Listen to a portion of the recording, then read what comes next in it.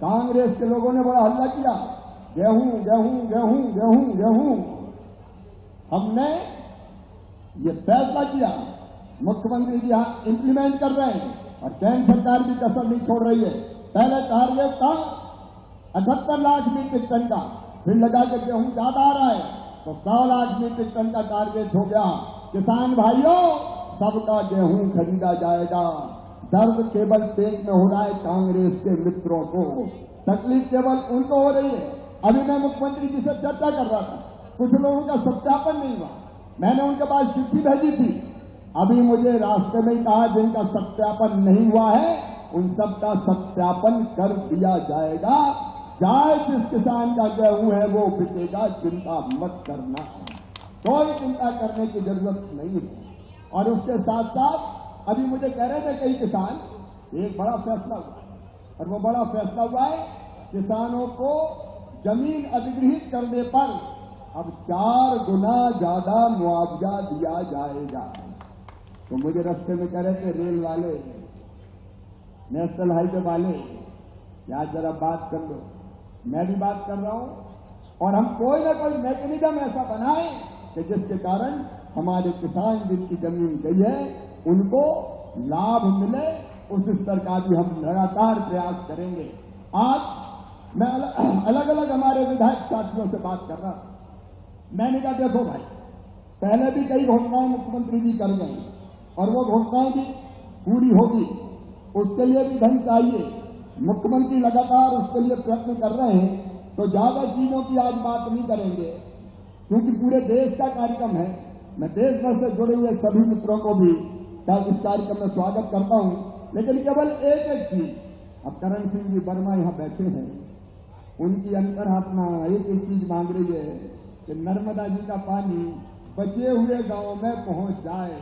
करण सिंह जी चिंता मत करो, उधर मोहन है और इधर शिव है, करण को अकेला नहीं छोड़ेंगे, चिंता मत करो। ये पूरा प्रयत्न होगा। मुख्यमंत्री स्वयं कहेंगे कि जो शेष बचे हुए गांव हैं उनको भी आईएसपी पार्वती लिंक योजना से जोड़ने की कोशिश की जाएगी।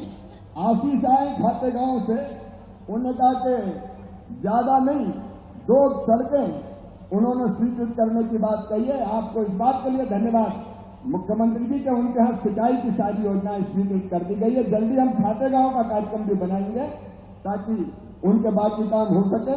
ये सुलगांव, अमेली और पिपलिया टप्पर खाते गांव गनौरा से, तो मुझे लगता है वो भी पूरा होगा। सुरेंद्र पटवा जी अभी एक ही चीज का आग्रह कर रहे हैं, राहुल नगर, पहले वो फॉरेस्ट की जमीन से इसलिए नहीं दे पा रहे थे हम पट्टे, उसको हमने इसलिए औद्योगिक की थी कि औद्योगिक होने के बाद उसको लेकर हम पट्टे दे देंगे। आपके नेतृत्व में वो काम पूरा करके गरीबों को पट्टे मिल जाए, ये इनका आग्रह है, इसको भी आप पूरा करें।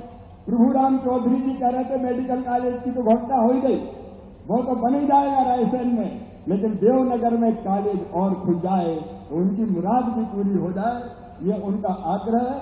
और रामपाल जी सिलवानी का प्रतिनिधित्व करते हैं, उन्होंने मंदिर है सिलवाहा खेड़ापति माता, वहां पर्यटकों को सुविधा प्रदान किए जाने के लिए मंदिर में प्रकाश व्यवस्था, पेयजल, शौचालय, अलग अलग चीजें का ये बहुत सिद्ध मंदिर है।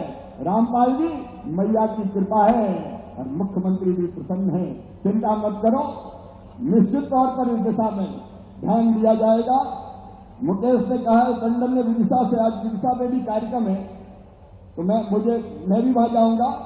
विदिशा अहमदपुर रोड का काम शुरू हो जाए, वो एक बड़ी समस्या है।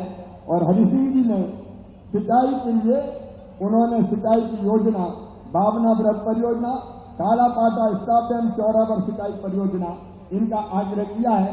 तो हम सब ने तय किया कि एक एक चीज भाई, क्योंकि पहले बहुत सी चीजों की घोषणा हो गई है, वो घोषणाएं तो पूरी होगी, लेकिन बाकी एक एक चीज आज पूरी करवाओ, क्योंकि मुख्यमंत्री जी को भी जो प्रैक्टिकली चीजें हो सके डिमांड भी वैसी करनी चाहिए। कई बार 100-200 मांग लेते हैं, अब उतना कहां से देंगे, मतलब देने में तकलीफ होती है, और इसलिए मैंने सामने रखी है। मैं इतनी गर्मी में आप सब पधारे, आप सबका फिर एक बार हृदय से स्वागत करता हूं और यही वचन देते हुए कि जब तक सांस रहेगी आपकी सेवा ये शरीर करता रहेगा।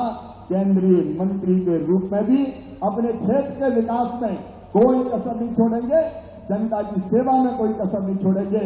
आप सबको बहुत बहुत धन्यवाद। मुख्यमंत्री जी एक बार फिर आपको धन्यवाद। कमलेश जी को, चंद्रशेखर जी को फिर एक बार धन्यवाद।